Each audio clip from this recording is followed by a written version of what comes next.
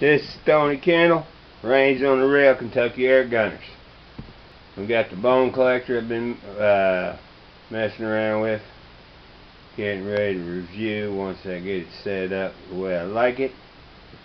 Remember, we got the center point, 4x16 40mm scope, red or green milk dot, using a True Glow 3/8 mounting adapter to reaver well right here.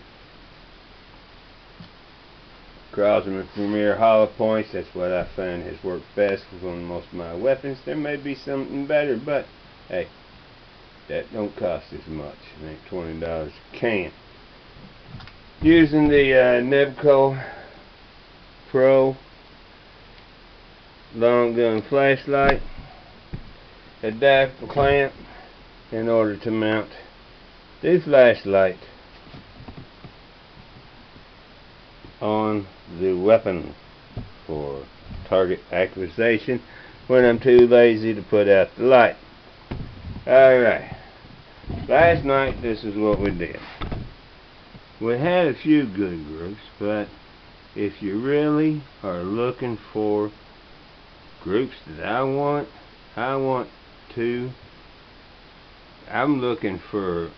groups of 3 1/4. Okay, there's some groups of 3 1/4 there, but they ain't in the same group. They're not. So what I found out tonight was, what I was originally using was, they had, at first I put, this is the front mount, but it has the scope stops on the front mount. Okay, has a screw through it. I mount the scope stop right here, the factory scope stop. I don't like the way it looks, and used it.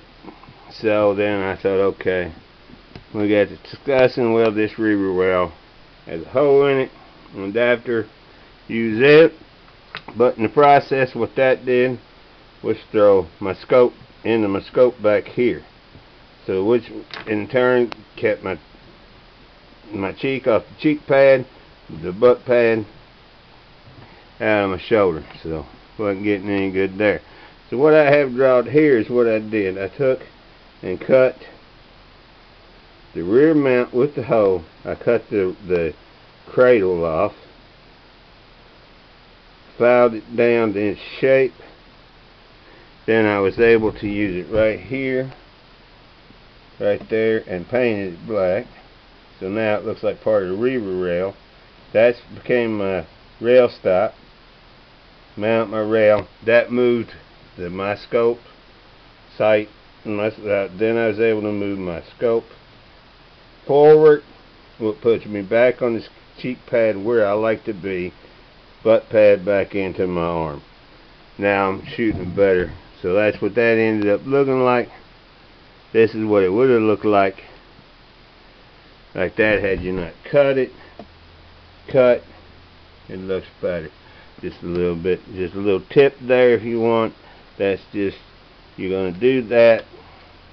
You need to put that scope stop on this rail, because it's not going to. If you plan on using a bigger scope on here, use this True Glow stop, modify the rear scope from the factory, cut it off right here, use that as your scope stop block, and you'll be happy. Remember, Cabela's is where we're finding the True Glow, the mounting adapter, center point. Those are coming from Walmart, and the long gun adapter clamp that I got the flashlight with, I got that at Walmart too. So you can probably come up with that somewhere else. It's dressed out in camo. I kind of like it like that.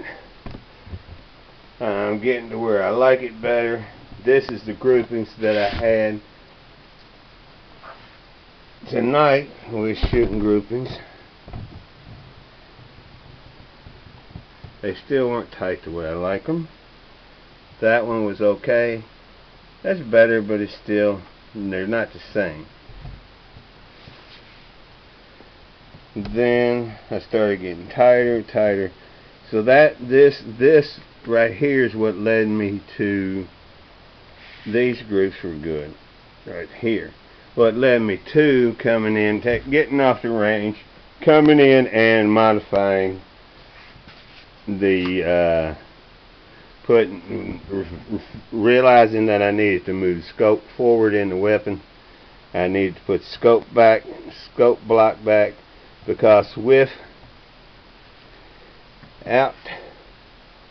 the scope block here, this adapter set back this far.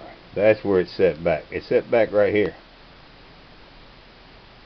So that moves it moved that whole scope back about an inch and a half.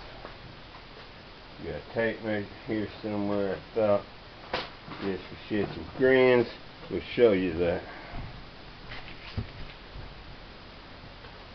What that did actually was, the scope was back 2 inches. 2 inches from that edge to the front, it moved that scope back. So that really threw me off the gun. So that's why I put scope block back on, modified it to make it look better. And then I went back to target shooting. I started getting better groups. Was a little disgusted, so I started planking things, and I was planking stuff. I was planking what I wanted to. So we get a chance to get back out there on the range. We'll set up another target board. I know we've put probably 250, a good 200 pellets through this rifle past 2 days in the time we've had. So we'll go for the 500 rounds, go through it, get her set up, and I think we'll be okay. And then I'll let you. Then we'll do the review, and we'll see how it goes. This weapon is numbered now 1013 for special reasons. Alrighty, that's a wrap.